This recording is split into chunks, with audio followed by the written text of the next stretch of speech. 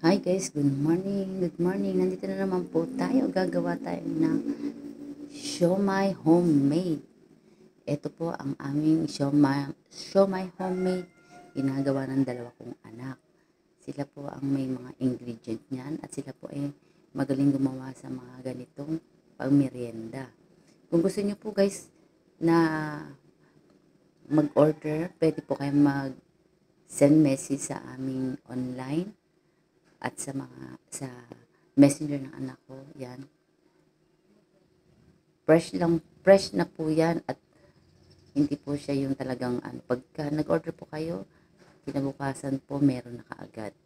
Hindi po yan na babakante yung aming mga siomai. Kaya murang-mura lang po guys at masarap na siomai. Pili na kayo. Ayan. Mura-mura lang po yan, kayang-kaya ng inyong bulsa at kasama na rin po yung sauce. Masarap po yung sauce namin. Pwede na po kayo sa mga sauce. Ayan. Yan po ang kanilang mga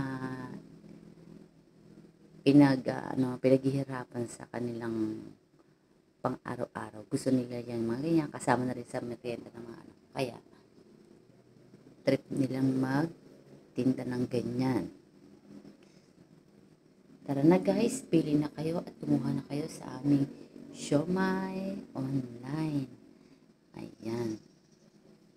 Kailangan lang po natin dumiskarte araw-araw para kahit papano meron tayong pagkukuha na yan. Ayan po ang paggagawa nila.